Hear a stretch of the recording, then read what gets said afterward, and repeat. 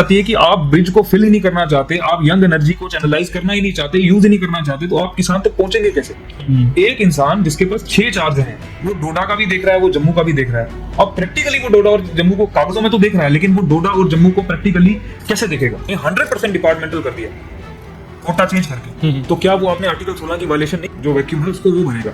लेकिन अनफॉर्चुनेटली इररेगुलरिटीज की वजह से वो ब्रिज, जो कि ये चीजें इशारा that is also form of corruption। क्यों डिले हुआ है? डिले हो रहा है और कोई करवा रहा है ना, और क्यों करवाएगा? कोई मनी ट्रेल। खास करके जब आर्टिकल टूट गया तो आपके पुराने रूल्स तो जो है वो यहाँ पर चलने नहीं चाहिए। आपके सारी सेक्शन, सारे आर्टिकल जो है, आपके सारे कानून बदले गए। तो ये कानून को बदलने में आपको क्या दिक्कत थी?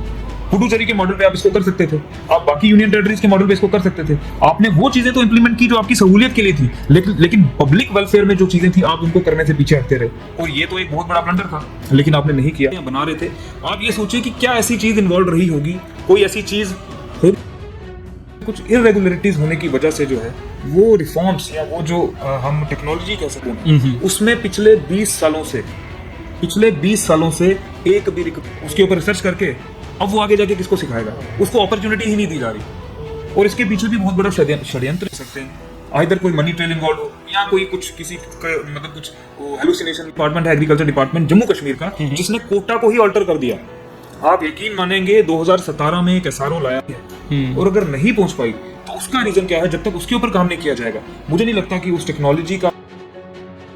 देखिए, करप्शन हर सेगमेंट में है। ये भी एक टाइप की करप्शन है जो मैं आपको बता रहा हूँ। रिक्रूटमेंट डिले कर जो है वो पूरा नहीं किया जा रहा। ये आएगा रिक्रूटमेंट के ऊपर कहीं ना कहीं बात। बिल्कुल, ये रिक्रूटमेंट के ऊपर आएगा। वाइज किया गया है स्पेशल, एक मतलब कुछ लोगों को बेनिफिट देने के लिए। पूरे हिंदुस्तान में एकमात्र ऐसा जम्मू कश्मीर का एग्रीकल्चर। स्कैम्स वगैरह भी सुनते हैं, इरेगुलरिटीज जैसे हम बात कर रहे थे ऑपरेशंस के अंदर।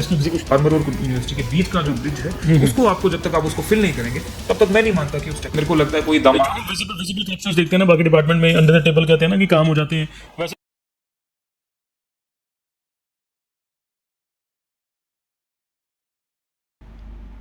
नमस्कार दोस्तों, स्वागत है आपका द अर्थ न्यूज़ के पॉडकास्ट के इस नए एपिसोड में। आज हम बात करने वाले हैं भारत की बैकबोन कहे जाने वाले एग्रीकल्चर सेक्टर के बारे में। ये वही सेक्टर है जो देश को खिलाता भी है और इकॉनमी को चलाता भी है, लेकिन रिफॉर्म्स, रिक्रूटमेंट और ट्रांसपेरेंसी के नाम पे ये अक्सर हेडलाइंस में रहता है। आज मेरे साथ हैं एक यंग एग्रीकल्चरिस्ट और टेक्नोक्रेट जो खेतों की मिट्टी से लेकर टेक्नोलॉजी तक सब समझते हैं। उन्होंने क्लोजली देखा है कैसे पॉलिसीज ग्राउंड तक पहुंचती हैं, किस तरह रिक्रूटमेंट और स्कीम्स में चैलेंजेस आते हैं और कहीं कहीं पर स्कैम्स और इरेगुलरिटीज़ भी होती हैं।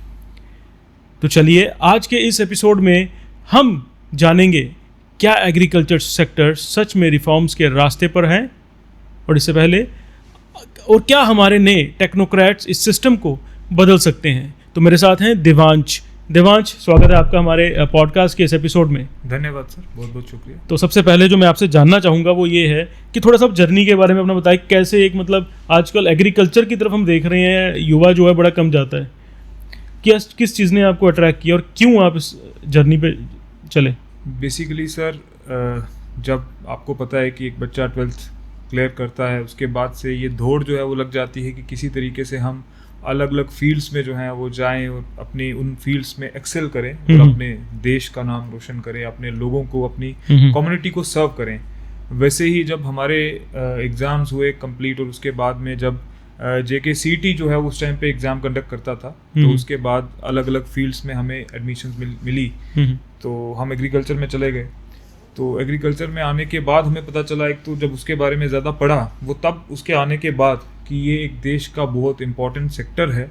शुरू से इस चीज़ के बारे में नॉलेज थी, लेकिन आने के बाद पता चला कि कैसे साइंटिफिक तरीके से हम जो चीज़ इजीली हमें खेत में दिख जाती है, उसके पीछे की साइंस, उसके पीछे की मेहनत, मशक्क़त जो है वो हमें जब हम उस पढ़ाई में आते हैं, जब हम उस फील्ड में आते हैं, लाइन में आते हैं, तब पता चलता है। और जब कुछ प्रैक्टिकल वर्क हम करते हैं, चाहे वो हमारी फील्ड्स में हो या फिर वो हमारी लैब्स में हो, तो तब उसके बाद जो है आपकी जो कोहिजिवनेस है उसके साथ और बढ़ जाती है।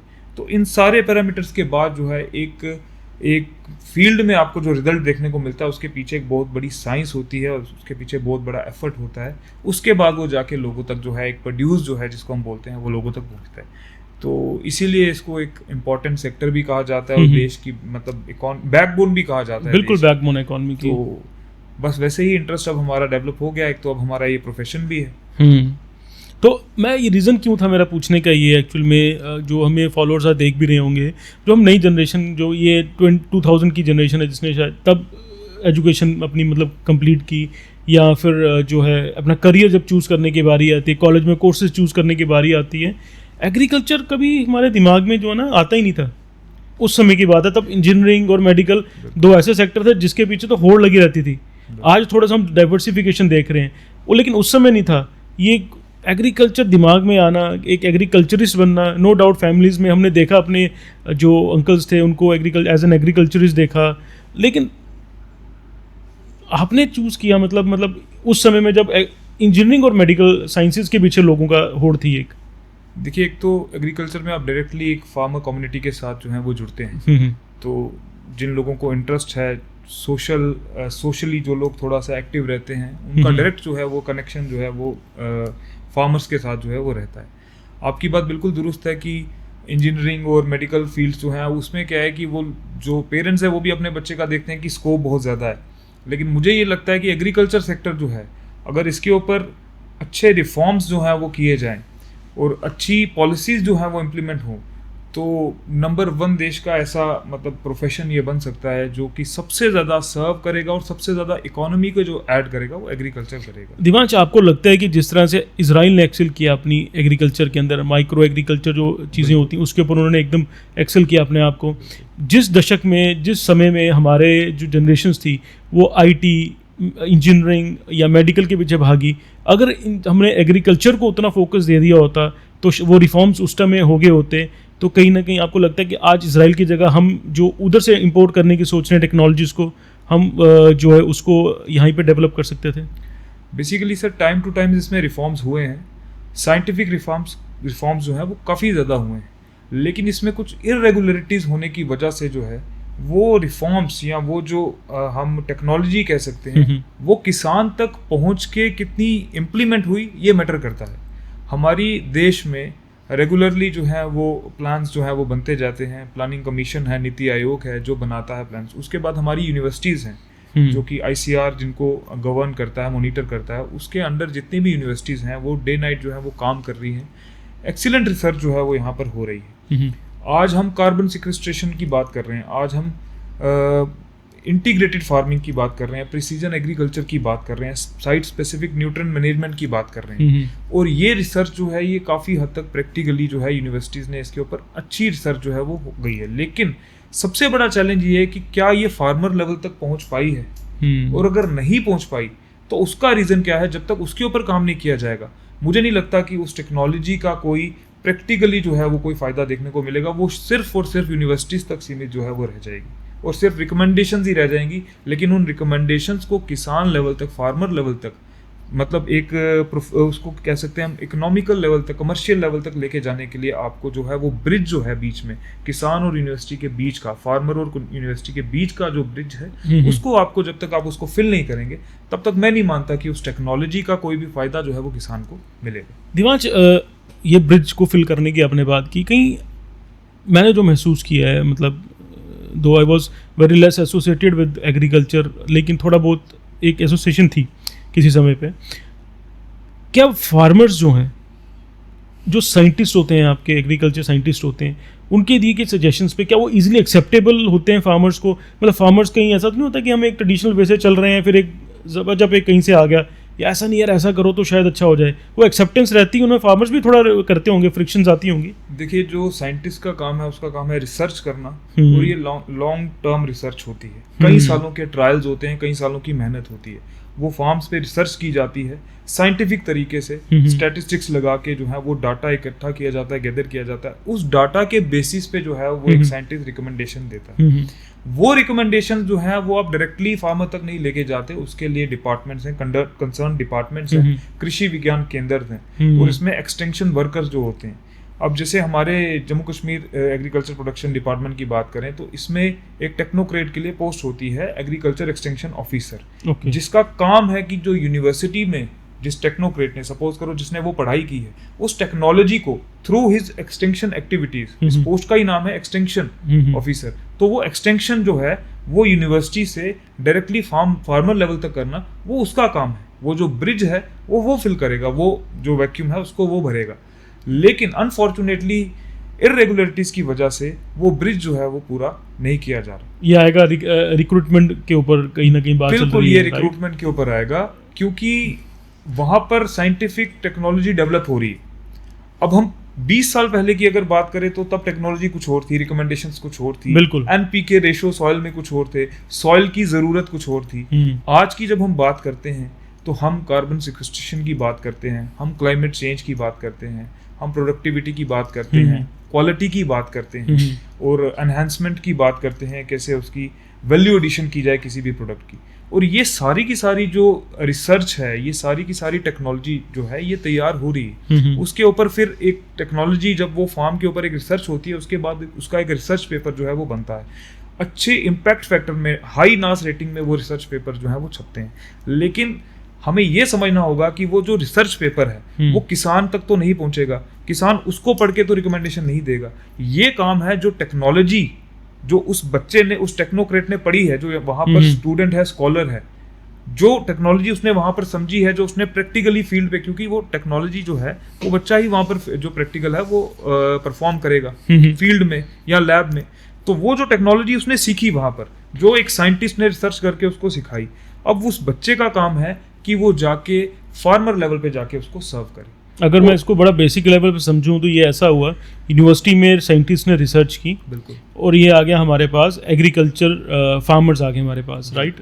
अब जो दोनों के बीच का गैप है, वो जो गैप जो फिल करना है, वो उन टेक्नोक्रेट्स ने करना है जो उस वहाँ पे एग्रीकल्चर डिपार्टमेंट के साथ सर्व करेंगे और ये टेक्नोलॉजी को इस फार्मर्स को समझाएंगे, इन तक लेके जाएंगे।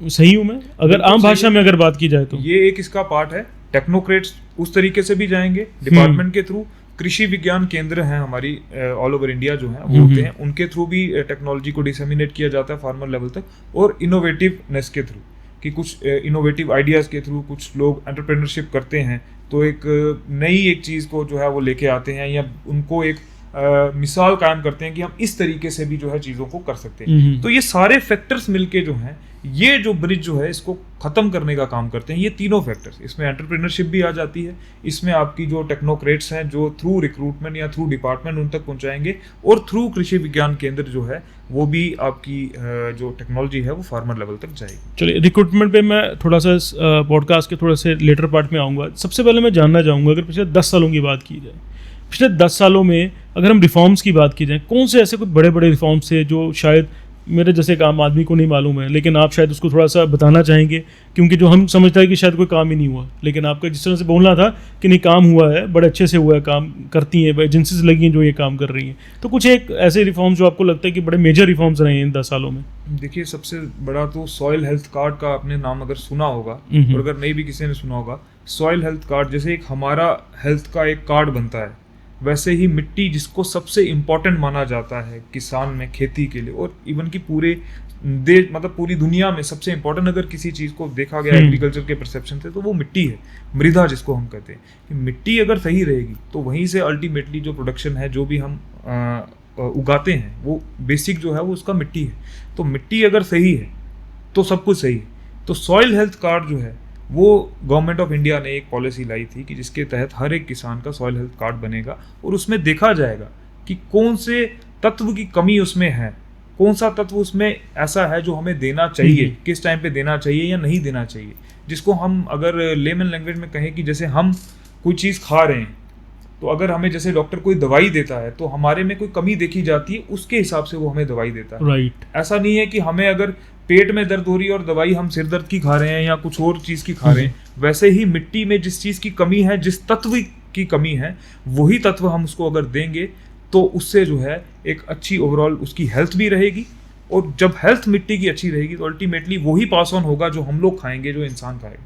तो ये डायरेक्टली जो है वो रिलेटेड है। तो ये पहले नहीं होता था, ये सॉइल हेल्थ कार्ड वाले उससे पहले काफी समय से ये चल रहे हैं। ये जब से पोस्ट इंडिपेंडेंस ये प्रोग्राम्स जो हैं ये चल रहे हैं, लेकिन इसको समय समय के बाद इसके ऊपर रिफॉर्म्स किए जाते हैं और इसको इंटेंसिफाई किया जाता है कि आपको हर लेवल तक हर एक किसान का अपना एक सॉइल हेल्थ कार्ड होना चाहिए। जैसे आजकल लोगों का अपना जैसे हम टेस्ट करवाते हैं, वैसे ही एक बेसिक टेस्ट है मिट्टी का, वो टेस्ट करेंगे कि भाई इसमें एन की मात्रा कितनी है, पी की कितनी है, के की है, कौन सा न्यूट्रिएंट जो है इसमें कम है, कौन सा न्यूट्रिएंट हमें इसको देना चाहिए।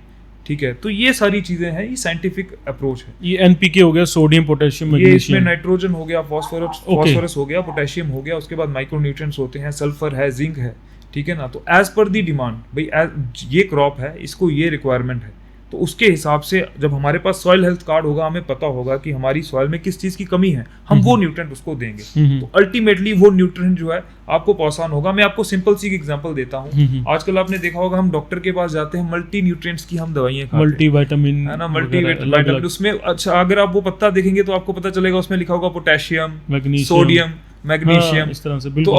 अगर आप वो डायरेक्टली कंज्यूम कर रहे हैं, तो उसका रीजन क्या है कि वो आपके शरीर में कमी क्यों आ रही है? क्योंकि आपने मिट्टी में वो नहीं डाले। अब वो मिट्टी में जाएंगे तो वो आपकी फूड चेन में उसी के थ्रू आएंगे। तो जब आप वो डालेंगे नहीं, तो फिर आपको बाजार से एज ए सोर्स ऑफ दवाई जो है वो खाना पड़ेगा। इसी के लिए सॉइल हेल्थ कार्ड बने कि आपको पता चल जाए कि आपकी मिट्टी में इस न्यूट्रिएंट की कमी है, और आप वो उसमें न्यूट्रिएंट दें, तो फूड चेन से जो आप उसमें उगाएंगे वही तो आप खाएंगे ना। तो आपके उस प्रोड्यूस में वो सारे तत्व जो हैं, जो एक शरीर के लिए इंपॉर्टेंट है, वो तत्व उसमें आ जाएंगे। तो जब आपने वो खाए तो आपकी बॉडी जो है वो कंप्लीट, उसको जो है न्यूट्रिएंट्स मिल जाएंगे। हम तो बड़े कॉन्फिडेंस से खाते हैं कि हम फ्रेश वेजिटेबल्स खा रहे हैं, सब खा रहे हैं, हमें तो सारे अंदर जो है न्यूट्रिएंट्स हमारे पूरे होंगे। नहीं, अगर वो न्यूट्रिएंट्स पूरे हो रहे हैं तो फिर आज आप मेजॉरिटी लोगों को देखिए कि डायबिटीज और जोड़ों में दर्द और कोई किसी सोडियम की कमी, पोटेशियम की कमी, मैग्नीशियम की, मल्टीविटामिन्स खानी पड़ रही हैं, क्योंकि कहीं ना कहीं वो आपकी डाइट में जो है वो आपकी फूड चेन में कहीं ना कहीं आप मतलब समझ रहा हूँ मैं, इसमें जो एक प्रॉपर प्लानिंग और सिंक्रोनाइजेशन नहीं थी between farmers and agricultural departments और साइंटिस्ट की हम बात करें, तो उसकी वजह से ये जो है हमारे एक फूड चेन में जो है न्यूट्रिशनल जो हम कहेंगे माल फंक्शनिंग और जो है कम होना जो है ये शुरू हो गया पिछले कई सालों से। देखिए, किसान जो है वो आज भी कन्वेंशनल खेती कर रहा है, और खास करके मैं जम्मू रीजन की किसान की बात कर रहा हूँ, क्योंकि लैंड होल्डिंग बहुत ज़्यादा कम है और प्रोड्यूस जो वो करता है उसको उतना उसका पैसा जो है वो नहीं मिलता। तो उस वजह से वो कोशिश करता है कि मैं जो बेसिक खाद है, जो सबसे सस्ती खाद है, उसके ऊपर जाऊं। और जैसे कि हम जानते हैं यूरिया जो है उसको बेसिक खाद माना जाता है, तो कोशिश करता है किसान की मैं ज़्यादा से ज़्यादा यूरिया डालूं। अब उससे उसको एक तत्व तो मिल जाएगा, लेकिन जो बाकी तत्व हैं, जो रिक्वायरमेंट है, ठीक है, और वो चीज़ें उसको जो है वो नहीं मिल पाती। अब वो जो ब्रिज खत्म होगा वो किसकी वजह से होगा? उसमें गवर्नमेंट को भी पॉलिसीज बनानी पड़ती हैं, उसमें यूनिवर्सिटी की जो टेक्नोलॉजी है, जिस पे रिसर्च हो रही है, माइक्रो न्यूट्रिएंट्स पे रिसर्च हो रही है, तो वो टेक्नोलॉजी जो है वो टेक्नोक्रेट ही लेके जाएगा किसान लेवल तक। दिमाग हम अक्सर बात करते हैं एग्रीकल्चर जो है ना वो बैकबोन है, एग्रीकल्चर बैकबोन है, हम इसको हर लेवल पे हम सुनते हैं इसके बारे में, चाहे हम प्राइम मिनिस्टर से सुने, कोई भी प्राइम मिनिस्टर रहा हो, पर लाल बहादुर शास्त्री ने तो जय जवान जय किसान का नारा दिया था, उसके बाद की भी बात करें। लेकिन क्या हम एग्रीकल्चर सेक्टर को व्हेन इट कम्स टू मतलब रिफॉर्म्स की बात करें या पॉलिसी मेकिंग की बात करें, सीरियसली लिया जाता है एग्रीकल्चर सेक्टर को? देखिए, मैं ये मानता हूँ कि जो अगर हम साइंटिफिक तरीके से बात करें तो साइंटिफिकली जो टेक्नोलॉजी हिंदुस्तान में डेवलप हो रही है वो बहुत अच्छी है। ओके। अब सबसे ज़्यादा दिक्कत आ रही है उस टेक्नोलॉजी को इम्प्लीमेंट करवाने में। मैं फिर उसी बात पे आऊँगा। मतलब हमें इजराइल से लाने की जरूरत नहीं है, हमारे पास इनफ जो हमारा यहाँ पे टेक्नोलॉजीज है वो है, वो कर रहे हैं, वो काम उस पर रेगुलर हो रहा है, ठीक है। आप कार्बन सिक्वेस्ट्रेशन की बात करिए, आप क्लाइमेट स्मार्ट एग्रीकल्चर की बात करिए, क्लाइमेट रेजिलिएंट एग्रीकल्चर की बात करिए, ठीक है। उस पर कॉन्फ्रेंसेज हो रही हैं, रिसर्चेज हैं, बहुत सा डाटा है, बहुत रिसर्च है, एम्पल रिसर्च है। अगर एक साइंटिफिक आदमी है, मैं कहूँगा लेमैन भी, कॉमन इंसान भी, जिसको थोड़ी बहुत नॉलेज है, वो नेट पे सर्च मारेगा कि भाई इस क्रॉप के ऊपर कोई रिसर्च हुई है, तो वो डाटा बेस और वो रिसर्च पेपर की फॉर्म में उसको मिल जाएगा। अल्टीमेटली उसको इम्प्लीमेंट तो किसान ने करना है प्रैक्टिकली, वो कहीं ना कहीं पे लैकिंग जो है वो आ रही है। मैं आपको बताना चाहता हूँ, पिछले दिनों में एक HADP करके प्रोग्राम जो है जम्मू कश्मीर में स्टार्ट हुआ। 5,000 करोड़ का एक आउटले जो है वो हमारी गवर्नमेंट ऑफ इंडिया ने जम्मू कश्मीर के लिए स्पेसिफिक दिया, एग्रीकल्चर को स्ट्रेंथन करने 5,000 करोड़ के लिए, 5,000 करोड़ का 5 सालों के लिए। तो मतलब गवर्नमेंट की तरफ से सीरियसनेस है, गवर्नमेंट की तरफ से सीरियसनेस है। और अफसोस की बात है, अगर मैं जम्मू कश्मीर के बिहाफ पे बात करूं, मोर देन 65% जो लोग हैं वो एंगेज हैं एग्रीकल्चर एंड अलाइड सेक्टर्स में। लेकिन जो इकोनॉमिक कंट्रीब्यूशन है, इकोनॉमिक सर्वे की जो रिपोर्ट्स हैं उसके हिसाब से जो इकोनॉमी को कंट्रीब्यूशन है वो 20% है। ये हम बात कर रहे हैं पूरे इंडिया की, मैं जम्मू कश्मीर की बात कर रहे हैं। ओके। मतलब कि इतने ज्यादा लोग उसमें इन्वॉल्व हैं, सिर्फ 65% से ज्यादा लोग, लेकिन हमारा जो कंट्रीब्यूशन है इकोनॉमी को वो 20% है। HADP प्रोग्राम आ रहा है 5,000 करोड़ का, उसमें सारा कुछ उसमें निकाला है कि कैसे हमने स्ट्रेंथन करना है फार्मर को, एम्प्लॉयमेंट जनरेशन कैसे करनी है, बूस्ट कैसे करनी है economy. But unfortunately practical level पे वो जीरो है। उसका रीज़न कहीं ना कहीं ये है कि इरेगुलरिटीज़, अगर आप डिपार्टमेंट की इरेगुलरिटीज़ को चेक नहीं करेंगे, अगर आप पॉलिसीज़ जो हैं वो अपने सिर्फ मेरली वोट बैंक के लिए डेवलप करेंगे, या फिर आप मतलब उनको सही तरीके से एनालाइज करके नहीं बनाएंगे, तो ये जो गैप है, जितना मर्जी गवर्नमेंट ऑफ इंडिया पीछे से पैसा दे, जितनी मर्जी टेक्नोलॉजी आपके पास आ जाए, लेकिन जब तक आपके पास एक ब्रिज नहीं होगा, ये पानी मेरे पास पड़ा हुआ है, जब तक मैं इसको हाथ से उठा के नहीं पीऊंगा, ये पानी यहाँ पड़ा रहेगा। वैसे ही जब तक ये ब्रिज जो है इसको खत्म नहीं करेंगे, तब तक जो आप एक्सपेक्ट करते हैं कि अपनी ट्रिलियन में इकोनॉमी को लेके जाना जम्मू कश्मीर की, वो मुझे लगता है फिजिबल नहीं। मैं इसी इरेगुलरिटीज़ पे आऊँगा अभी, ठीक है। और ये हम स्टार्ट करेंगे, जो इरेगुलरिटीज़ हैं हम रिक्रूटमेंट को लेके और एम्प्लॉयमेंट चैलेंजेस जो हम देख रहे हैं, क्योंकि मैं देख रहा था you are also part of a protest now these days, इसी चीज़ को लेकर, रिक्रूटमेंट को लेके, एम्प्लॉयमेंट को लेके क्या चैलेंजेस हैं जो इस टाइम फेस कर रहा है जम्मू कश्मीर। इंडिया की बात भी अगर हम बात करें, एग्रीकल्चर सेक्टर ओवर की बात करें, ओवरऑल की बात करें, क्या चैलेंजेस हैं इन रिस्पेक्ट टू एम्प्लॉयमेंट? देखिए, आज की डेट में अगर मैं एम्प्लॉयमेंट की बात करूं एज ए होल पूरे जम्मू कश्मीर में 85,000 वैकेंसीज जो हैं हमारे पास वैकेंट पड़ी हुई हैं रिस्पेक्टिव डिपार्टमेंट। 85,000। हाँ, आप डिपार्टमेंट से जाके डाटा ले सकते हैं, आपके पास ऑन रिकॉर्ड ये डाटा 85,000 पोस्ट जो हैं वो लाइंग हैं। हर एक डिपार्टमेंट की बात कर रहा हूँ मैं जम्मू कश्मीर। तो सबसे पहले ये जो अनएम्प्लॉयमेंट का या एम्प्लॉयमेंट अपॉर्चुनिटी की जो बात करती हैं सरकारें या जो भी गवर्नमेंट है, ये या तो उनकी मंशा नहीं है करने की, तो यहाँ कुछ उनके पास और प्रेरोगेटिव्स हैं, प्रायोरिटीज़ हैं, जिस वजह से इसको वो किया जाता है। और सबसे बड़ी बात यह कि इस बारे में कोई बात नहीं करना चाहता। हम बात करते हैं उन इश्यूज़ के बारे में जिनकी रेलिवेंस जो है उतनी ज़्यादा नहीं है, लेकिन एक एम्प्लॉयमेंट अपॉर्चुनिटी जो है वो डायरेक्टली इंसान की एज और टाइम के साथ रिलेटेड होती है, उसकी एफिशिएंसी के साथ रिलेटेड होती है। कुछ सही टाइम पे उसको मिल जाए एम्प्लॉयमेंट, वो उस डिपार्टमेंट को सर्व करेगा। एक 25 साल का नौजवान या एक 30 साल का नौजवान जो है, मुझे लगता है कि वो 50 साल के किसी आदमी से उसकी एफिशिएंसी जो है वो हर लिहाज से बेटर है काम करने की, और उसका एक्सपीरियंस और इसकी एफिशिएंसी, ये दोनों मिलके ही हैं जो ओवरऑल डेवलपमेंट कर सकते हैं किसी भी डिपार्टमेंट। एग्जैक्टली। तो अब मैं बात करता हूँ, ये ओवरऑल आ गया 85,000। अब उसमें से अगर हम एग्रीकल्चर की बात कर लें, एग्रीकल्चर प्रोडक्शन डिपार्टमेंट की, जो जम्मू कश्मीर में एग्रीकल्चर सेक्टर हमारा रूरल इकोनॉमी की बैकबोन है, उसमें पिछले 20 सालों से एक भी रिक्रूटमेंट पब्लिक सर्विस कमीशन ने नहीं की। एक सिंगल रिक्रूटमेंट। हर 5 साल के बाद टेक्नोलॉजी चेंज हो रही है। मतलब एक मिनट 20 साल में एक भी रिक्रूटमेंट नहीं हुई है। ये किसी एक लेवल की बात कर रहे हो आप कि हर लेवल पे? टेक्नोक्रेट की। ये वो टेक्नोक्रेट है जिसकी हम बात कर रहे थे कि जिसने वो ब्रिज जो है बनाना है, जो है उसने खत्म, वो गैप फिल करना है। तो 20 सालों में आप कह रहे हो कि कोई भी वो नहीं हुई रिक्रूटमेंट? नहीं हुई। सीरियसली? पब्लिक सर्विस कमीशन की गेजेटेड कैडर के लिए technical post, that's a serious concern for this sector. और अनफॉर्चुनेटली सरकार की नॉलेज में ये सारी चीज़ें हैं। अनफॉर्चुनेटली सरकार ने समय समय पे एग्रीकल्चर की बात करती है, और एग्रीकल्चर एक इम्पॉर्टेंट सेक्टर है, मतलब वाइटल सेक्टर है, बैकबोन है।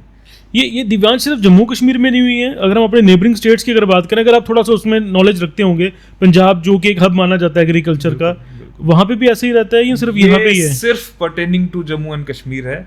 कुछ स्पेशल जो है क्या कहते हैं, छेड़छाड़, कुछ रिक्रूटमेंट रूल्स को रिवाइज किया गया है स्पेशल, एक मतलब कुछ लोगों को बेनिफिट देने के लिए। पूरे हिंदुस्तान में एकमात्र ऐसा जम्मू कश्मीर का एग्रीकल्चर प्रोडक्शन डिपार्टमेंट है जिसमें रिक्रूटमेंट रूल्स को ही रिवाइज कर दिया गया, रिक्रूटमेंट के रूल्स को ही चेंज कर दिया गया, जिसकी हिसाब से पिछले 20 सालों से पब्लिक सर्विस कमीशन को एक पोस्ट भी रेफर नहीं हुई, और JKSSRB जो कि नॉन गेजेटेड कैडर के लिए पिछले 13-14 सालों से एक भी पोस्ट जो है वो रेफर नहीं। तो ओवरऑल अगर देखें तो 13-14 सालों से एक भी पोजीशन नहीं फिल हुई है। मतलब agriculture department, agriculture production department backbone है जो हमारी इकोनॉमी की, हम कंट्री की बात करते हैं, जिसमें हर 5 साल के बाद टेक्नोलॉजी चेंज हो रही है, और जिसमें लेटेस्ट रिसर्च हो रही है, जिसमें एनपी के रेशोज बदल रहे हैं, क्लाइमेट चेंज हो रहा है, रेनफॉल चेंज हो रहा है, सब कुछ ये रिलेटेड है।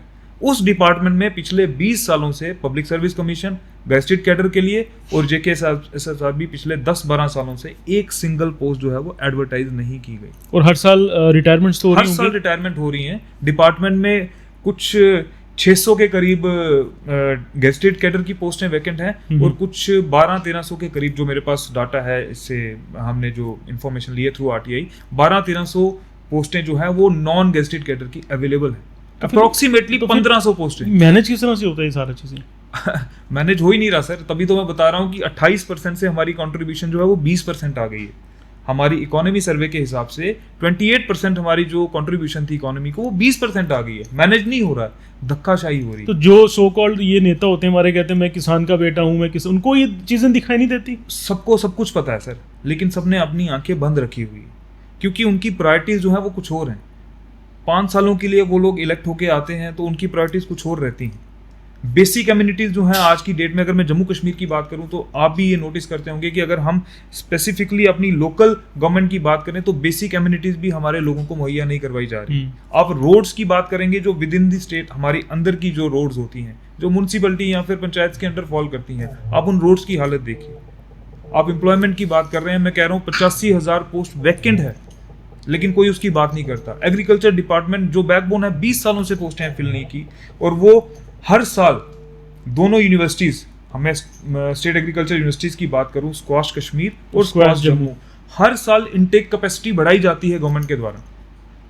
हर साल एडमिशंस जो हैं वो बढ़ाई जाती हैं, लेकिन वो बच्चा टेक्नोलॉजी सीख के, उसके ऊपर रिसर्च करके, अब वो आगे जाके किसको सिखाएगा? उसको अपॉर्चुनिटी ही नहीं दी जा रही। और इसके पीछे भी बहुत बड़ा षड्यंत्र है, और उसके पीछे बहुत बड़ी स्टोरी है। मैं चाहूंगा कि हम उसको इस पे बिल्कुल आप करें, डिस्कस करें, शेयर करें। मैं आपको बताना चाहता हूँ, ये बात है 2004 की, 3-4 की, जब एक बहुत बड़ा चंक जो है इंडिया से बीएससी एग्रीकल्चर करके आया। कुछ 2-4 हजार उसमें स्टूडेंट्स जो थे वो उस टाइम के बीएससी एग्रीकल्चर, जम्मू के बच्चे बाहर जाके पढ़ाई की उन्होंने, और वो डिग्रीज करके लेके वापस एजुकेट होके यहाँ पे आ गए एग्रीकल्चर में। बिल्कुल, क्योंकि उस टाइम पे हो सकता है डिपार्टमेंट के पास वैकेंट पोजीशंस ना हो, तो इन लोगों ने एजिटेशंस की, हड़तालें की, और इन्होंने कहा कि भाई हमें जो है वो एब्जॉर्ब किया जाए डिपार्टमेंट में। हड़ताल चलती रही कंटिन्यूटी में। तो गवर्नमेंट को भी सिंपैथी थी अपने लोगों की तरफ, जो कि होनी भी चाहिए, किसी तरीके से हमारे नौजवानों को जो है वो एब्जॉर्ब किया जाए। तो उन्होंने इनके लिए एक स्कीम बनाई, रहबरे ज़राअत। आप इसके बारे में, रहबरे तालीम जैसे होती है, वैसे के पैटर्न पे एक स्कीम बनाई गई, रहबरे ज़राअत, मतलब कॉन्ट्रेक्चुअल बेसिस पे, स्टाइफंड बेसिस पे। इनको स्टाइफंड जो है वो अलॉट किए गए। कितना स्टाइफंड मिलता था? 1500 रुपए से इनको। 1500 रुपए उस समय पे 2000, ये बात है 2004 की, 3-4 की मैं बात बता रहा हूँ। 1500 रुपए स्टाइफंड के हिसाब से इनको शुरुआत की गई, और टाइम के बाद उसकी रिविजन्स भी की गई। शायद ये लास्ट स्टाइफंड जो था वो 5000 रुपए तक आया था। उसके बाद उस चंक ने जो है, उस लॉट ने दोबारा एजिटेशन की। जब वो 2-4 हजार लोगों का ग्रुप था, उसने दोबारा एजिटेशन की, और एजिटेशन को उन्होंने इस लेवल तक लेके गए कि हमें जो है वो रेगुलराइज किया जाए अब डिपार्टमेंट में, हम सबको जो है वो परमानेंट किया जाए। सरकार ने, उस समय की सरकार ने उनकी उस बात को भी माना, और एक कैबिनेट ने एक ऑर्डर पास किया जिसके तहत एक पोस्ट क्रिएट की गई, जिसमें उन लोगों को रेगुलराइज किया जाएगा, और फेज्ड मैनर में, मतलब बिना किसी इंटरव्यू के, बिना किसी वाइवा के, बिना किसी रिटर्न एग्जाम के उन लोगों को जो है वो रेगुलराइज कर दिया गया, डिपार्टमेंट में परमानेंट कर दिया गया। लेकिन उनके लिए जो है एक स्पेशल पोस्ट क्रिएट की गई। अब वो लोग रेगुलराइज हो गए, परमानेंट हो गए, राइट, वो डिपार्टमेंट में आ गए।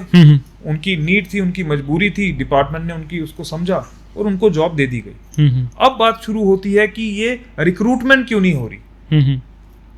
इन लोगों ने जब डिपार्टमेंट में ज्वाइनिंग कर ली और परमानेंट हो गए, तो इन लोगों ने ये सोचा कि अब हम लोग क्या करते हैं, जो डिपार्टमेंट में वैकेंट पोजीशन है, जो डायरेक्ट रिक्रूटमेंट से फिल होती थी, जिसको डायरेक्ट रिक्रूटमेंट से फिल किया जाता था, उसको किसी तरीके से प्रमोशनल बेसिस पे किया जाए। मतलब हम लोग डिपार्टमेंट में आ गए हैं, हम परमानेंट हो गए हैं, अब हमारा नेक्स्ट स्टेप ये है कि हमने रिक्रूटमेंट के कोटा को खत्म करवाना है। नहीं, जब इनको रिक्रूटमेंट की गई थी, क्या इनको ये चीज बताई गई थी कि ये जो इनकी जिस पोजीशन जो क्रिएट की गई है स्पेशली इनको एब्जॉर्ब करने के लिए, बिल्कुल ये इसी पोजीशन तक रहेंगे या इससे प्रमोशन होगी नहीं होगी, तब का वो डिफाइंड नहीं था। वो एक पोस्ट क्रिएट की गई, उसकी कोई आगे फर्दर रिकॉर्ड नहीं था उनका कि ये प्रमोशन होगा, कैसे होगा। ये अब डिपार्टमेंट में आ गए, उसके बाद इन्होंने अपना काम जो है वो करना शुरू किया। अब उसके बाद ये आगे, अगर हम उनके हिसाब से भी देखें तो डिपार्टमेंटल प्रमोशन का एक कोटा रहता है, हर डिपार्टमेंट में रहता है। इनकी नजर जो थी वो डायरेक्ट रिक्रूटमेंट के कोटा पे थी, क्योंकि लॉट बहुत ज्यादा था। अगर 40% इनको प्रमोशनल कोटा देते तो 100 पोस्टें होंगी तो इनके 40 लोग होंगे। इनके अंदर लालच बहुत ज्यादा था, ये चाहते थे अगर 100 आएंगी तो 100 के 100 ही प्रमोट हों, रिक्रूटमेंट नहीं होता। ये जो कोटा होता है इसकी क्या प्रोपोर्शंस होते हैं? इसकी प्रोपोर्शंस होती हैं, नॉन गेजेटेड जो कैडर था उसके लिए थी 60% डायरेक्ट रिक्रूटमेंट और 40% डिपार्टमेंटल प्रोपोर्शन जी, और गेजेटेड कैडर के लिए 50% डायरेक्ट रिक्रूटमेंट और 50% डिपार्टमेंटल प्रमोशन। और ये डिफाइंड रहता है हर डिपार्टमेंट के लिए, ऑल ओवर द इंडिया ये सेम है, कुछ चेंज नहीं है। इकलौता ऐसा डिपार्टमेंट है एग्रीकल्चर डिपार्टमेंट जम्मू कश्मीर का जिसने कोटा को ही ऑल्टर कर दिया। आप यकीन मानेंगे 2017 में एक एसआरओ लाया गया, अमेंडमेंट लाई गई एक एसआरओ 442 करके, जिसके तहत 60% जो डायरेक्ट रिक्रूटमेंट का कोटा था उसको 0% कर दिया गया। 60 से 0 और प्रमोशनल कोटा 40% टू 100%। और ये टेम्पररी होता है कि परमानेंट? ये परमानेंट कैबिनेट ऑर्डर था, हंजूड़ा साहब कैबिनेट मंत्री थे, कैबिनेट ऑर्डर के थ्रू लाया गया, पक्का काम कर अच्छा, दिया। 60% को मतलब आप बाहर से रिक्रूटमेंट करोगे ही नहीं, और आप प्रमोशन कर दोगे डिपार्टमेंटल 100%। ये भी एक रीजन है सबसे बड़ा कि नॉन गेस्टेड कैडर में पिछले 12-13 सालों से एक भी रिक्रूटमेंट नहीं, क्योंकि आपने रूल्स के साथ छेड़छाड़ कर दी। वैसे ही इन्होंने गेस्टेड कैडर के लिए भी रूल्स के साथ छेड़छाड़ की, वो 2007 में हुई थी। वो एसआरओ के तहत 50% जो हमारा कोटा था डायरेक्ट रिक्रूटमेंट का उसको कम कर दिया गया 20%। अब अनफॉर्चुनेट पार्ट इसमें भी क्या रहा, लेकिन इसमें दिमाग एक ये भी तो उठता ना एक पर्सपेक्टिव कि वो जो मिनिस्टर होंगे एग्रीकल्चर के उनको तो कॉन्स्टिट्यूशनल एक वो राइट होगा ना, वो कर सकते हैं इसमें ऑल्टरेशंस। नहीं, या कुछ ये होता है कि इसमें नहीं कर सकते। अब कॉन्स्टिट्यूशनल राइट अगर मिनिस्टर साहब का है कि वो कर सकते हैं, हाँ। वो करने को तो कुछ भी कर सकते हैं कैबिनेट ऑर्डर के थ्रू, लेकिन राइट टू इक्वल अपॉर्चुनिटी को उन्होंने वायलेट किया कि नहीं किया। आर्टिकल 16 मिनिस्टर साहब इंडियन कॉन्स्टिट्यूशन से ऊपर तो नहीं हो सकते। इंडियन कॉन्स्टिट्यूशन का आर्टिकल 16 ये कहता है कि right to equal opportunity in concern of jobs के मामले में आपको इक्वल अपॉर्चुनिटी देनी है। उसमें फिर वो चाहे ओपन मेरिट है, कैटेगरी है, वो सारा उसमें आ जाता है, उसके सब क्लॉसेस हैं। अब मुझे बताओ, एक पोस्ट को आपने 100% डिपार्टमेंटल कर दिया कोटा चेंज करके, तो क्या वो आपने आर्टिकल 16 की वायलेशन नहीं की? आपके पास वो पावर थी, हम उस चीज का, क्योंकि आप लॉ मेकर हैं, आपके पास पावर तो थी, लेकिन क्या वो जस्टिसएबल, क्या उसने जस्टिस किया बाकियों के साथ? क्या बाकियों का जो एक अपॉर्चुनिटी का जो राइट है उसको आपने वायलेट नहीं किया? सरासर गलत था, बिल्कुल गलत था। मिनिस्टर साहब के पास इख्तियार जरूर था, लेकिन मिनिस्टर साहब ने ये जो रूल चेंज किया इसमें सीधी आर्टिकल 16 की वायलेशन थी। तो अफसोसजनक बात है कि डायरेक्ट रिक्रूटमेंट मतलब यंग माइंड्स जो टेक्नोलॉजी सीख रहे हैं, मतलब वो डिपार्टमेंट में नहीं जाएंगे। मतलब जो यूथ अभी नई स्किल्स लेके आ रहे हैं, नए ट्रेनिंग्स लेके आ रहे हैं, उनको बिल्कुल एकदम एब्सेंट है, वो सिस्टम में नहीं है। एसआरओ है डिफाइंड, आप एसआरओ 442 सर्च मारेंगे आ जाएगा, तो वो सिस्टम में ही नहीं है, वो सिस्टम में ही नहीं है। तो हम एग्रीकल्चर रिफॉर्म्स की बात ही क्यों कर रहे हैं फिर? हम एग्रीकल्चर रिफॉर्म्स कैसे करेंगे? हम 50 साल का जो 60 साल का जो रिटायर होने वाला है, जिसको सिर्फ ये लेना देना है कि मेरी प्रमोशन कैसे होगी, वो कौन से रिफॉर्म करेगा? वो तो फील्ड लेवल पे ढंग से जा भी नहीं सकता, वो लोगों तक पॉसिबल नहीं है। इस एज में आप नहीं जा सकते। जिस तरह से हमने पहले बात की, जिस तरह से हमने पहले बोला था, वो पॉइंट बड़ा वैलिड था कि हमें जो एक 25 साल का लड़का है उसकी एफिशिएंसी, उसकी एनर्जी चाहिए और एक्सपीरियंस चाहिए। हमें 50 साल के जो काफ़ी देर से डिपार्टमेंट में उनके एक्सपीरियंस चाहिए, फिर जाके जो है। और ये टोटली फील्ड जॉब है। हाँ, ये टोटली फील्ड जॉब है। और जम्मू कश्मीर की टोपोग्राफी को आप अगर अच्छे से समझते हैं तो 90% टफ टेरेन है हम लोगों का।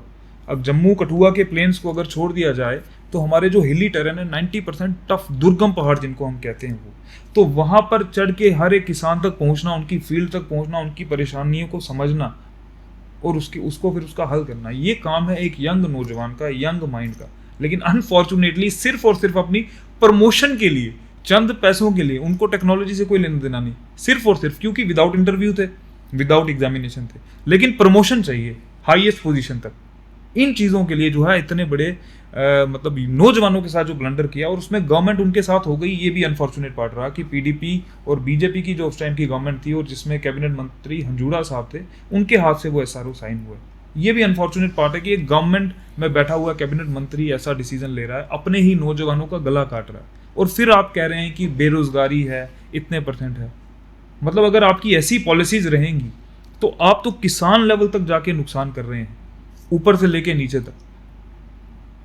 अफसोसजनक बात है सर। मतलब हम यहाँ पे बात कर रहे हैं जो पीडीपी के मिनिस्टर थे हंजूरा, राइट, उनके बारे में, क्या वो अकेले ही इसके लिए जिम्मेदार थे?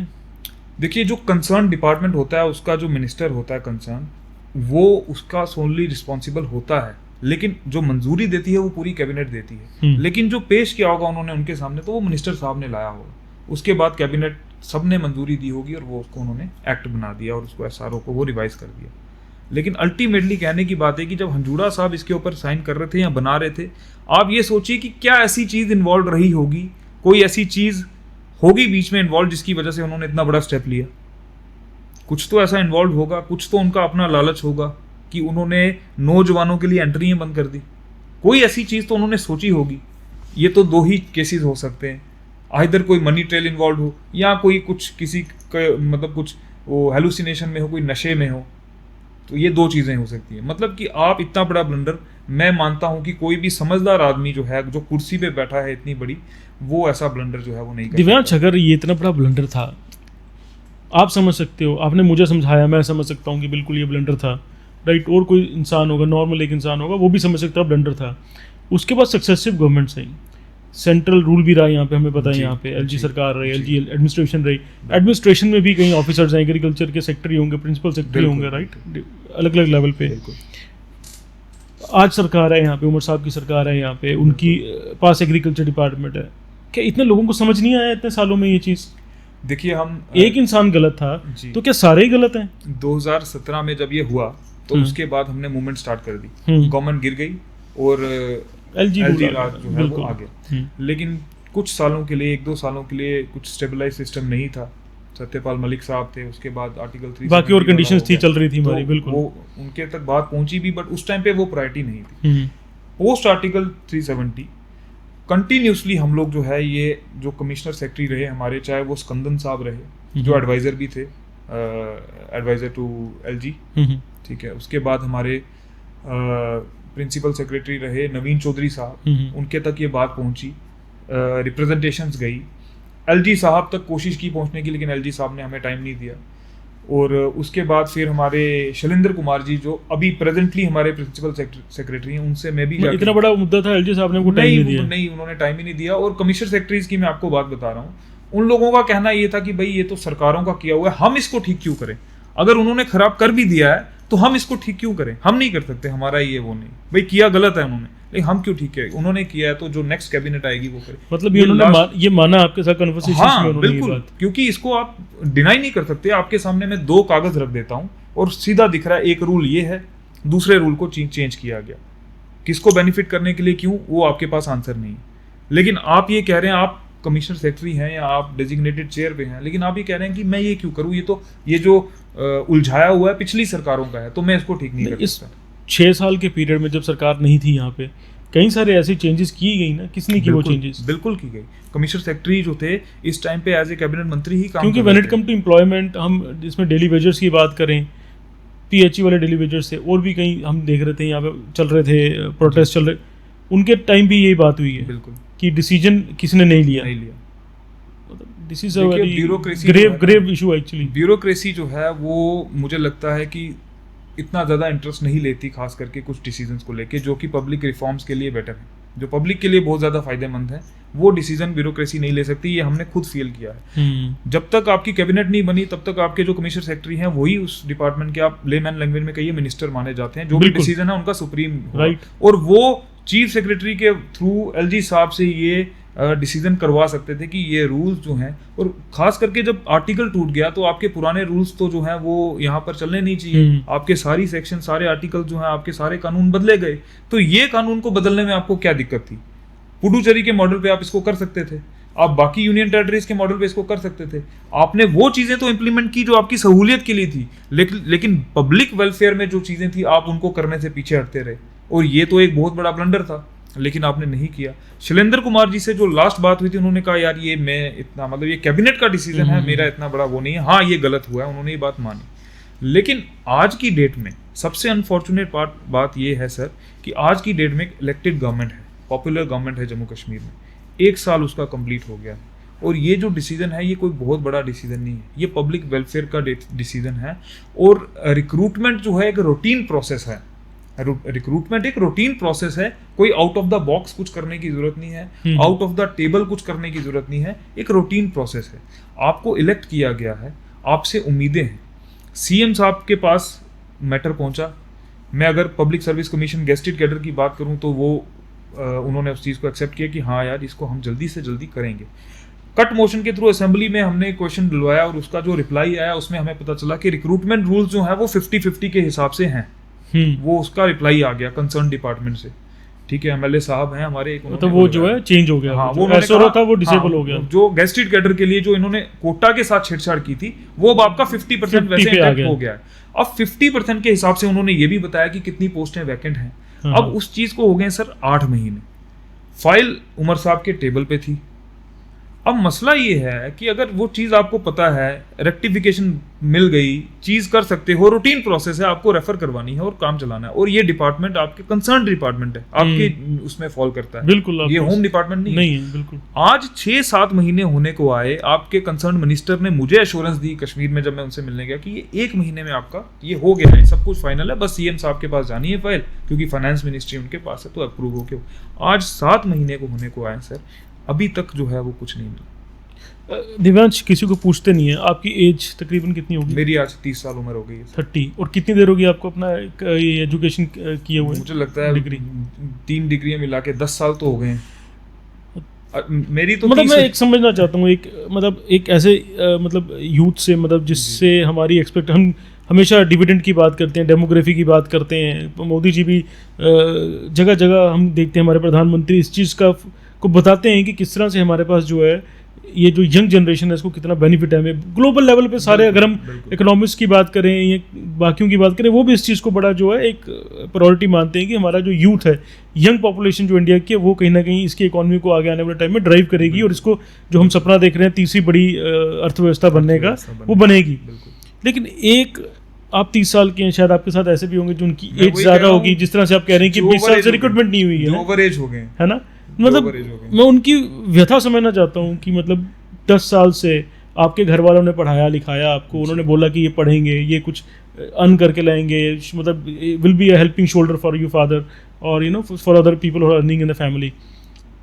कितना मुश्किल हो जाता है मतलब एक ऐसे युवा के लिए। देखिए, इससे डीमोटिवेशन, ठीक है, और हताशा जिसको कहें, और आजकल एक टर्म जो आई है डिप्रेशन, एंजाइटी, उसमें इंसान चले जाते हैं, और बहुत लोगों को हमने जाते हुए देखा। आज की डेट में जिस इंसान को पढ़ाने के लिए उसके पेरेंट्स ने इतने कर्जा उठा के उसको पढ़ाया होगा, उस बच्चे ने मेहनत की, 10वीं 12वीं, उसके बाद एंट्रेंस एग्ज़ाम, उसके बाद डिग्रीज, उसके बाद लोन्स। एक फादर जो है अपनी पूरी कमाई अपने बच्चों के ऊपर लगा देता है, और वो सिर्फ एक फ़ी नहीं होती, उसके बाद उसके हॉस्टल के खर्चे, उसके आने जाने के एक्सपेंसेस, सब कुछ।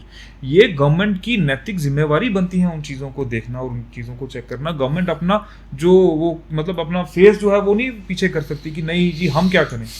ये गवर्नमेंट के पास प्लानिंग कमीशन जो है उसका रोल ही यही है।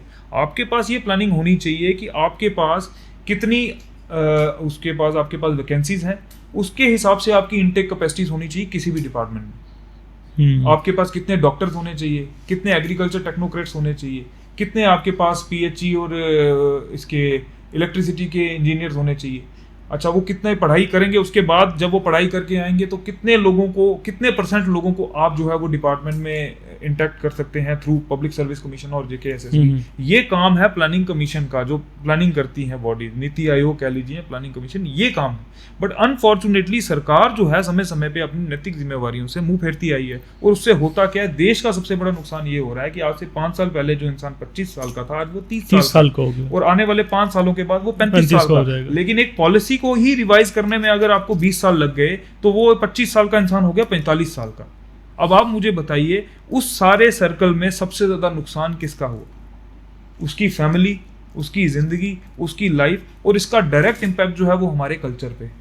आज की डेट में आप देखिए, अगर आप एक सर्वे करवाएंगे तो मेजॉरिटी यूथ की शादी जो है वो 35 साल तक आपकी एज पहुंच गई है। बिल्कुल सही है। कल्चर के आपके ऊपर अटैक हो गया, बिल्कुल आपका कल्चर जो है वो खराब हो रहा है। मतलब आप 35 साल की उम्र में शादी करेंगे, जब आप रिटायर होने वाले होंगे आपका बच्चा पढ़ रहा होगा। लॉजिकली अगर हम एक बात देखें तो डायरेक्ट इंपैक्ट इसका कल्चर के ऊपर भी पड़ रहा है।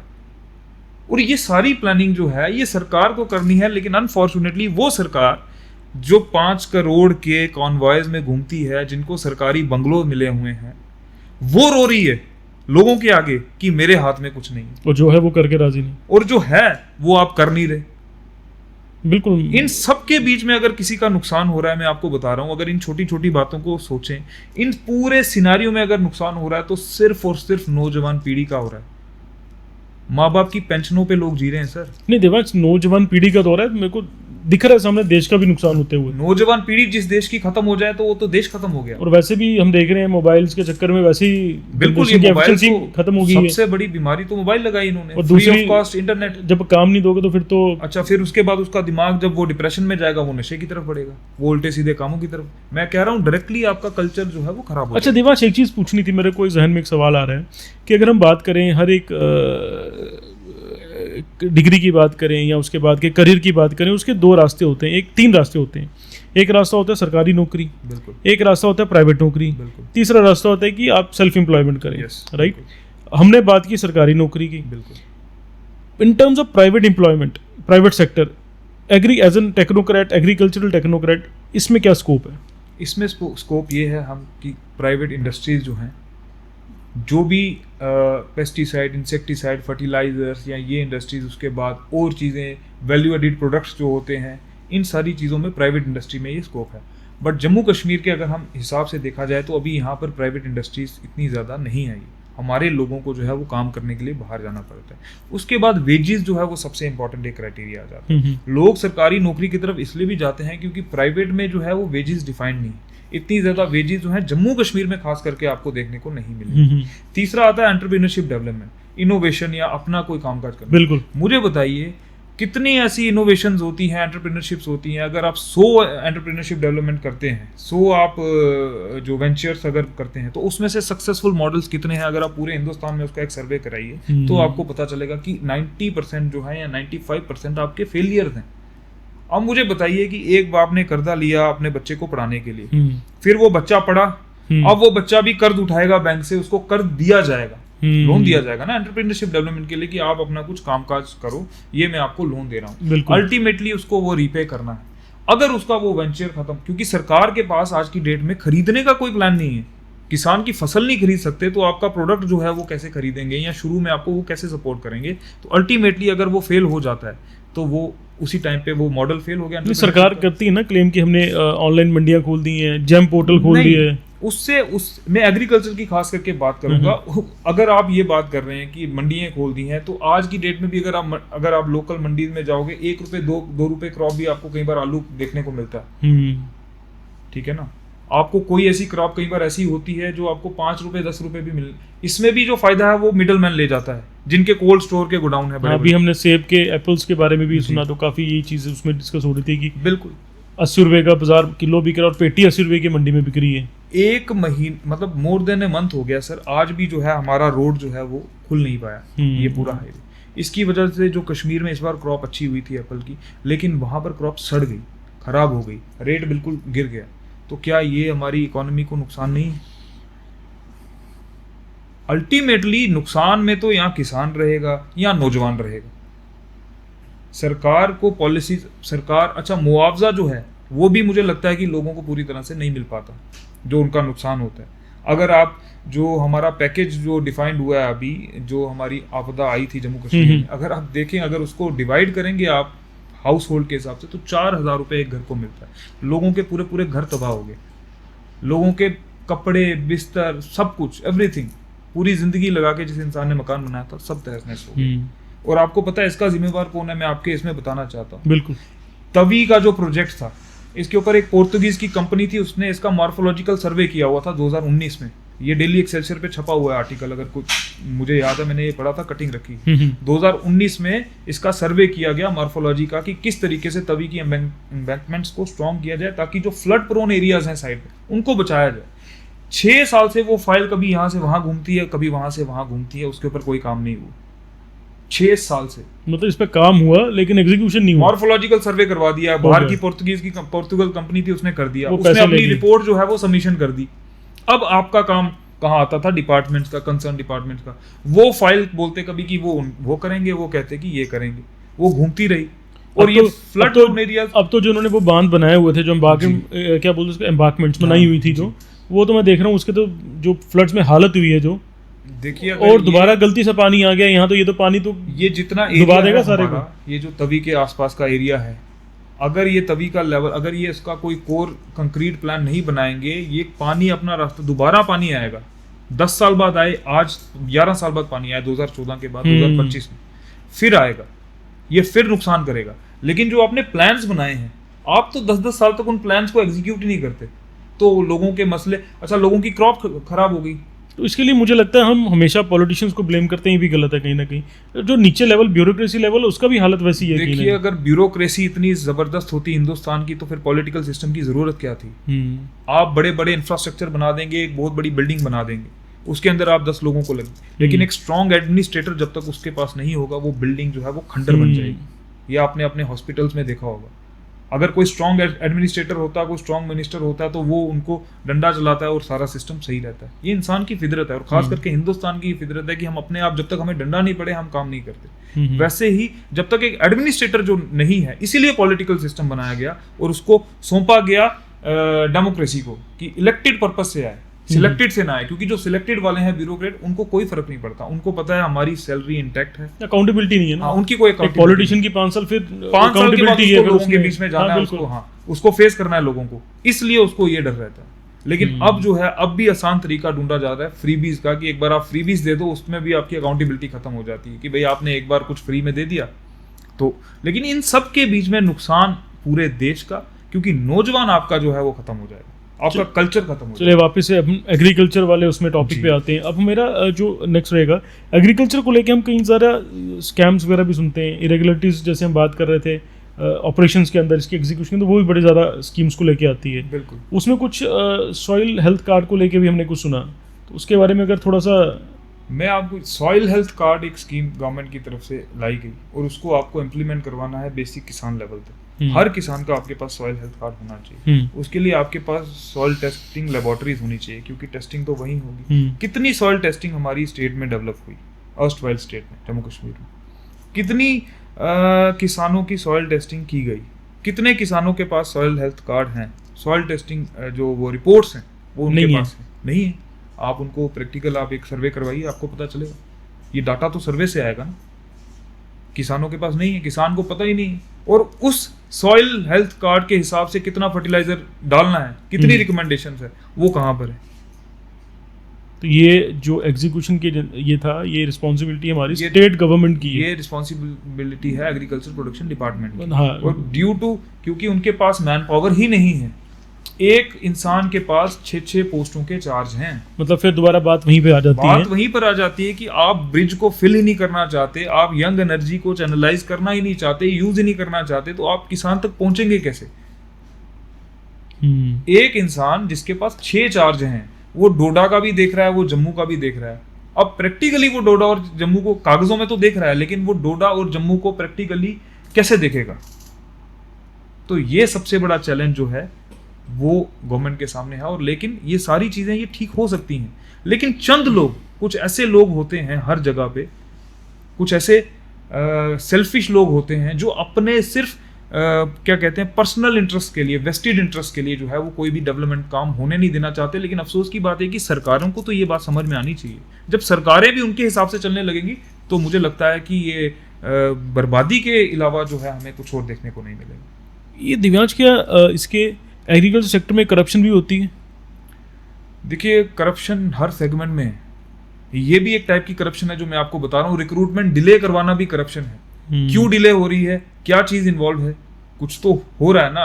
वो उनके कोई, मेरे को लगता है कोई दामाद, जो हम विजिबल करप्शंस देखते हैं ना बाकी डिपार्टमेंट में, अंडर द टेबल कहते हैं ना कि काम हो जाते हैं, वैसे यहाँ पे भी कोई ऐसे विजिबल करप्शंस? मुझे लगता है कि मैं इस बारे में कुछ ज़्यादा टिप्पणी नहीं कर सकता, क्योंकि जब तक आपके पास कोई ठोस इसका सबूत ना हो, कोई डॉक्यूमेंट ना हो, तो नहीं बोलना चाहिए। लेकिन जो मैंने आपको बताया कि ये चीज़ें इशारा, that is also form of corruption. क्यों डिले हुआ, डिले हो रहा है, और कोई करवा रहा है ना, और क्यों करवाएगा? कोई मनी ट्रेल या कुछ में भी इन्वॉल्वमेंट है, तभी वो डिले हो रही है, तभी फाइल्स जो हैं वो रुक जाती हैं।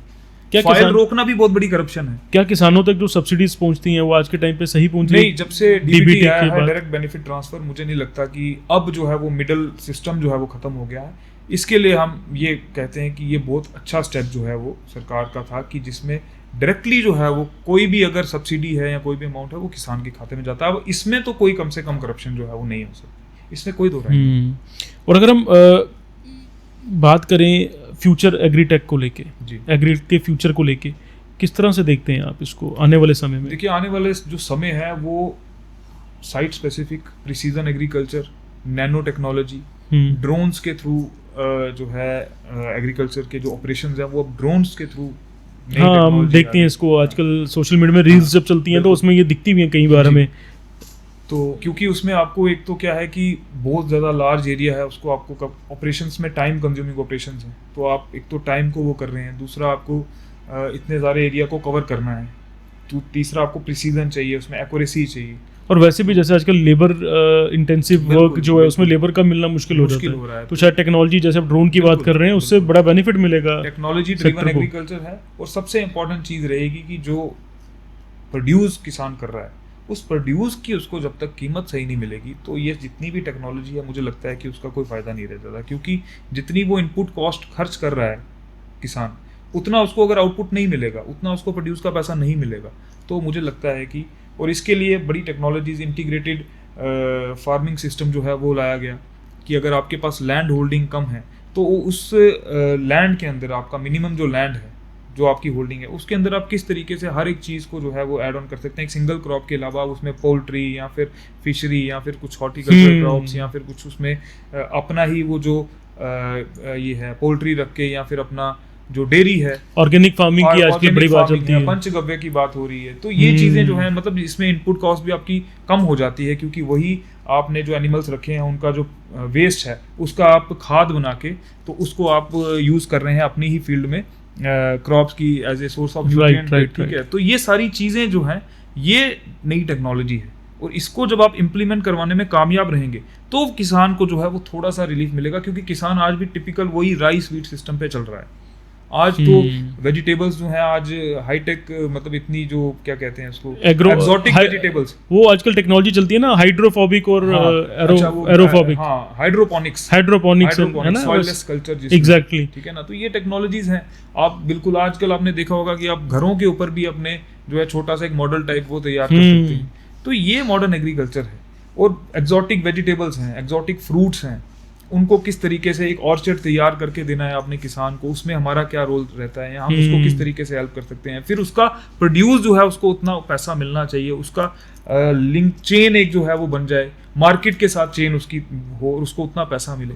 ये सारी जो है चीज़ें किसान को जो है वो खड़ा करेंगी, और जब किसान खड़ा हो जाएगा, जब उसकी इकोनॉमी बूस्ट होगी, जब उसको लगेगा कि मेरा कुछ, वैसे ही देश की डेवलपमेंट होगी। मैं देख रहा था सोशल मीडिया वीडियो, कुछ बाहर के कुछ यूथ से, दो भाई थे शायद से या दोस्त थे, उन्होंने कश्मीर का केसर जो है अपने एक अपार्टमेंट में उसको, हरियाणा की बात है, हरियाणा की अपने एटमॉस्फेयर वहाँ पे अंदर वैसा एसीज लगा के कंट्रोल्ड कंडीशंस में सैफरन ग्रो कर लिया वहाँ पे। तो ये मतलब ये लेटेस्ट टेक्नोलॉजी है। इसके ऊपर सरकार की तरफ से सब्सिडाइज स्कीम्स जो है वो आ रही, लेकिन इसको इम्प्लीमेंट करवाएगा कौन?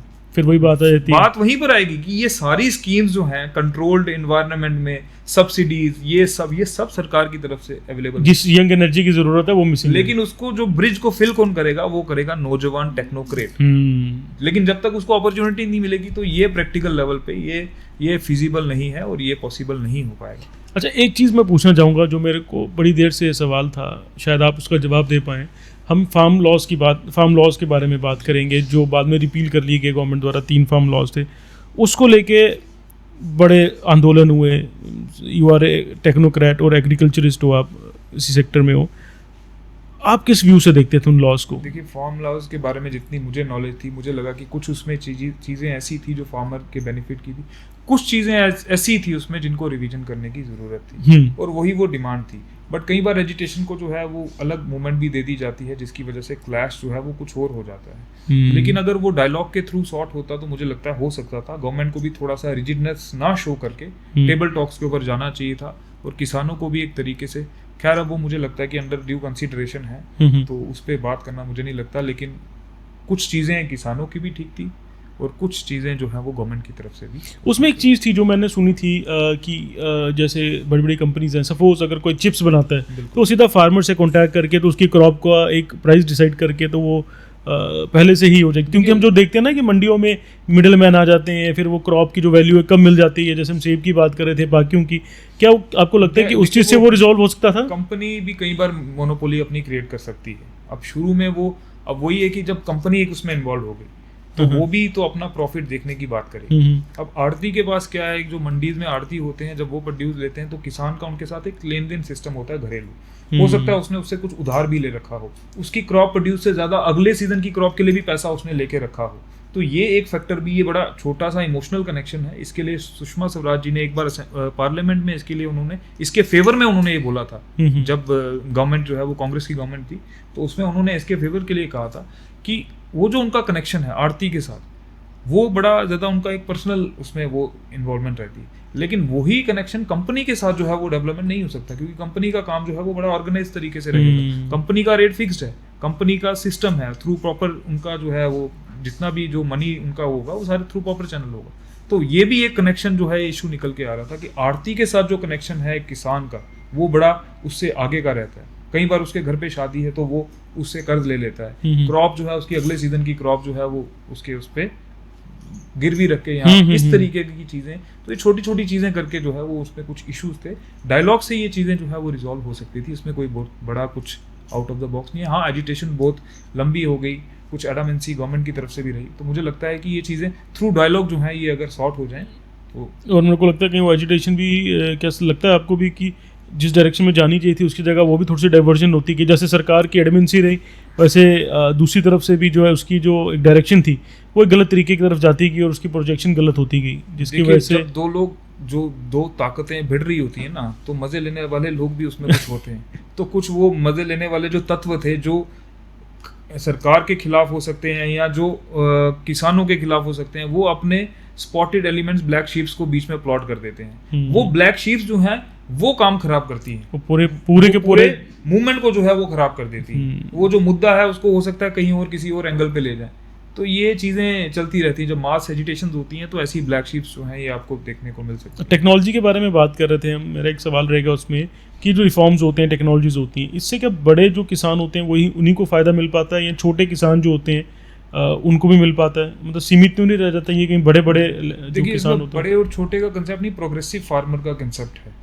ठीक है, लैंड होल्डिंग तो अब एक बहुत बड़ा एक चैलेंज तो है, लेकिन आप लिमिटेड लैंड होल्डिंग में भी किस तरीके से एडवांस लेवल तक जा सकते हैं। जैसे मैंने आपको कहा कि अगर आपके पास एक सीमित लैंड है, अगर आप उससे राइस वीट से आप उतनी प्रोडक्शन आपकी नहीं है और आपको उतना पैसा नहीं मिलेगा, तो आप उसमें एक्सोटिक वेजिटेबल्स के लिए जाइए, आप अपनी क्रॉप चेंज करिए, कैश क्रॉप पे जाइए, आप अपनी इंटेंसिटी बढ़ा दीजिए, नंबर ऑफ क्रॉप्स जो है वो ज़्यादा लेना शुरू कर दीजिए। ठीक है, उसमें इंटीग्रेटेड फार्मिंग करिए।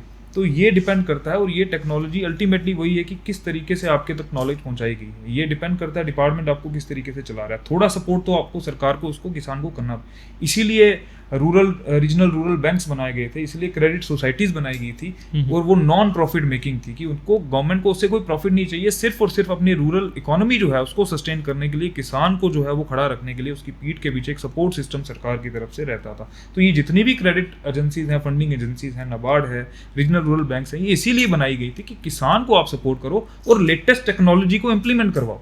जब वो मुनाफा कमाएगा उसमें से वो आपका जो उसने लोन लिया है, कर्ज लिया है, वो आपको दे देगा। इंटरेस्ट सबवेंशन इसमें है। अगर उसने 7% के हिसाब से लिया, अगर वो टाइमली रिपे करता है तो 4% की इंटरेस्ट सबवेंशन है। ये 3% ये सब अभी चल रहा है, ये चल रहा है ये स्कीम। और ये जो हमारी एजेंसीज हैं, जितनी भी आपने नाम लिया, नाबार्ड हो गई या बाकी कृषि विज्ञान केंद्र, मतलब जैसे आरआरबीज हैं, जैसे जो काम इनको करना चाहिए, क्या वो एक्चुअल में ग्राउंड पे हो रहा है इनकी वजह से? उसमें भी दिक्कत आ रही है। अब ये जो बैंक्स है, खास करके मैं रीजनल रूरल बैंक्स की बात करूंगा, तो अब ये लोग भी प्रॉफिट की तरफ भागने को शुरू, जैसे इसकी अगर बात की, जैसे ग्रामीण बैंक, जम्मू कश्मीर ग्रामीण बैंक, वो भी इसी के लिए होता है। ग्रामीण बैंक है, इलाकाई देहाती बैंक था, अब ईडीबी और ग्रामीण बैंक का मर्जर हो गया।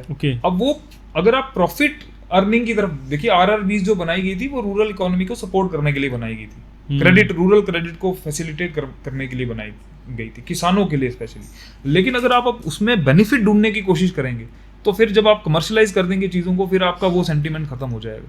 तो कहीं ना कहीं आप उससे अपने रास्ते से आप डेविएट हो गए। तो अब की जो सोच है जो बैंक्स की, जो ओरिजिनल रूरल बैंक्स की, अब उनकी कमर्शलाइजेशन की तरफ बढ़ रही है। वो लोग ना मोर वो क्या कहते हैं, प्रॉफिट अर्निंग की तरफ ज़्यादा ध्यान दे रहे हैं। तो मुझे लगता है कि ये भी एक थोड़ा सा नुकसान जो है वो रूरल सोसाइटी के लिए। कुछ एक किसान क्रेडिट कार्ड करके भी कुछ होता है, उसका क्या, वो क्या चीज़ होती है? किसान क्रेडिट कार्ड एक, जैसे हम लोग क्रेडिट कार्ड हमें जैसे नॉर्मली मिलता है, वैसे ही किसान का क्रेडिट कार्ड बनता है, उसकी कुछ लिमिट होती है। अब आई डोंट नो एग्जैक्ट, अभी कुछ 1.5 लाख या 2 लाख तक वो रिविजन्स होती रहती हैं टाइम, तो वो उसको मिलता है। उसमें से उसका वही मैंने आपको बताया, इंटरेस्ट सबवेंशन होता है 7% के हिसाब से। अगर वो टाइमली रीपे करता है तो वो 3% ही उसको पे करना है। 3% तो बिल्कुल मिनिमम है। तो वो अवेयरनेस हमारे जम्मू के किसानों में है इस चीज़ को बिल्कुल। अभी मुझे नहीं लगता कि 100% अभी हम 100% किसान क्रेडिट कार्ड भी जो है वो लोगों को दे पाए होंगे। मुझे नहीं लगता है ऐसा कि हम 100%, अगर हम उस हिसाब से देखें डाटा के हिसाब से कि 100% किसानों तक अभी केसीसी पहुंचा है कि नहीं, इसकी भी कोई वो नहीं। ये एक फिजिकल कार्ड होता है कि स्कीम का नाम है? हाँ, एक स्कीम का नाम है। आप उसका एक कार्ड हो गया, जैसे एक वो होता है पैम्फलेट सा होगा, तो उस तरीके का एक कार्ड बनता है और उसकी कुछ लिमिट होती है। उसको फिर किसान यूज़ करता है जब उसकी फसल उसको लगानी है, इनपुट कॉस्ट के लिए कुछ चीज़ उसको खरीदनी है, तो वो किसान क्रेडिट कार्ड का यूज़ करता है। या कुछ डेयरी का उसको प्रोडक्ट, जो डेयरी के लिए कुछ गाय या कुछ खरीदनी है, तो उसके लिए उसको यूटिलाइज करता है। अब जम्मू की बात करें, हम जम्मू में हमारे यहाँ की बासमती काफ़ी फेमस है, आरएसपुरा की जी, मतलब वर्ल्ड ओवर फेमस है बासमती। बिल्कुल बिल्कुल। लेकिन उसमें भी पिछले कुछ सालों में इस तरह से चीज़ें हुई हैं कि हमें जम्मू बासमती बोल के बासमती बाहर की खिला दी गई, घरों में हमारे बासमती पहुंच गई है दूसरी, और हमें जब आहिस्ता आहिस्ता वो क्या 11-21 बोलते हैं शायद से उसको, और जब से वो खाना शुरू किए चावल, हमें लगता है यही चावल होते हैं। एक्चुअल में जो आरएसपुर वाली basmati, that is a totally different thing. Colour में डिफरेंट है उसके, जब बनती है अरोमा उसका अलग है एकदम। तो अगर हम बात करें किसानों की अवेयरनेस के ऊपर आरएसपुरा में, अगर हम बात करें से जहाँ पे हमारी ये बासमती लगती है, जो काम एग्रीकल्चर डिपार्टमेंट को उस सेक्टर में करना चाहिए था, उस बासमती को वर्ल्ड ओवर जो फेमस है हमारी, उसको और ग्रो करने के लिए, उसकी एफिशिएंसी बढ़ाने के लिए, जो हम कहते हैं कि पर हेक्टर में जितनी अगर लगती थी उससे ज़्यादा करने के लिए, क्या वो कर पाई है पिछले सालों में? देखिए, एरिया ऑफ प्रोडक्शन तो मुझे लगता है कि ज़्यादा कुछ फ़र्क नहीं पड़ा होगा। मैं कह रहा हूँ रिटेन भी कर जाए जितने एरिया में हो रहा है तो वो भी है, बट मुझे लगता है कि कमर्शियलाइजेशन की और प्लॉटिंग की वजह से वो भी नुकसान हो गया। आप अगर आरएसपुरा वाली बेल्ट में जाएंगे तो आप देखेंगे कि प्लॉटिंग स्टार्ट हो गई। लोग जो है रियल एस्टेट, जमीनों की प्लॉटिंग कर रहे हैं, रियल एस्टेट कर रहे हैं। ये सबसे बड़ा चैलेंज है, ये सबसे बड़ा थ्रेट है। अगर आप, इसका मतलब कि आप फेल हो गए उसको ये यकीन दिलाने में कि वो क्रॉप उसको जो है एक अच्छा पैसा कमा के दे सकती है। उसको लगा कि ये इजी तरीका है, मैंने अपना प्लॉटिंग करके प्लॉट करके बेचा, मेरे पास इकट्ठा पैसा आ गया। ये और एक टाइम था किसान अपनी जमीन को बेचता नहीं था, वहां समझता था, बिल्कुल। लेकिन अब वो सारा सिनेरियो चेंज हो गया, और वो कहीं ना कहीं आप कह रहे हो कि इन्हीं पॉलिसी पैरालिसिस की वजह से हुआ है। बिल्कुल। और जो लोग उगा रहे हैं, बाहर की कंपनीज आके बैठी हुई हैं, चंद रेटों पे वो पूरा ठेका उनके साथ कॉन्ट्रैक्ट कर देती है, जब स्टैंडिंग क्रॉप का ही, और वही फिर कंपनीज उनका प्रोड्यूस उठाती हैं, उसकी प्रोसेसिंग करती है और उसको उठा के 100 या 1000 टाइम्स ज्यादा प्राइस पे वो फॉरेन में जो है एक्सपोर्ट करती है। गुजरात बेस्ड कंपनीज बाहर से आके काम कर रही हैं हमारे जम्मू में। हाँ, यस, इतनी सी लैंड में, ये आरएसपुर वाली छोटी सी लैंड में पूरा के जितने भी एरिया यहाँ कंपनीज बैठी हैं बाहर की, और हमारे जो शेलर हैं वो खत्म हो गए, local Shelar. I mean this is surprising. मतलब इतनी सी लैंड में भी गुजरात की कंपनी आके बैठी हैं, और हमारे जो शेलर्स हैं वो बंद हो गए हैं, और वो उन्होंने, और हमें जो है वो बेयर मिनिमम प्राइस, अच्छा प्राइस, ये नहीं कि इनके हिसाब से अच्छा है, लेकिन उसको 1000 टाइम्स आप मल्टीप्लाई करें या 100 टाइम्स मल्टीप्लाई करें, तो उसको प्रोसेस करके, तो उसमें से बेस्ट जो प्रोड्यूस है उसको करके, फिर वो क्वालिटी के पैरामीटर्स को वो करके, फिर वो फॉरेन में वो एक्सपोर्ट हो रहा है। मुझे लगता है कि अगर उसका 30% भी अगर इन लोगों को मिल जाए तो आरएसपुरा दोबारा से जो एग्रीकल्चर इकोनॉमी है वो बहुत ज़्यादा हमारे ऐड कर सकता है, और हमें एरिया ऑफ प्रोडक्शन इसका बढ़ाना चाहिए। फिर वही सवाल, क्या ये मतलब हमारे एडमिनिस्ट्रेटर्स को मालूम नहीं है ये चीज़? सब कुछ, लेकिन वही है सर, चल रहा है सिस्टम। एक, मैं डोगरी में अगर आप बोलें तो कहावत यूज़ कर सकता हूँ। हाँ, बिल्कुल। अन्नी पिया दी कुत्ती चटा दी, एक कहावत है। तो ये जम्मू कश्मीर में एडमिनिस्ट्रेटिव लेवल पर अब यही चीज़ें चल रही हैं। मतलब ना हमारे में वो फार साइटेडनेस है, ना हमारे में वो विजडम है। हम क्या चीज़ लेके चल रहे हैं? मतलब हम सेक्टर को सारे को खराब कर रहे हैं, हर एक सेक्टर की बात नहीं, हमारी प्रायोरिटीज चेंज हो गई हैं।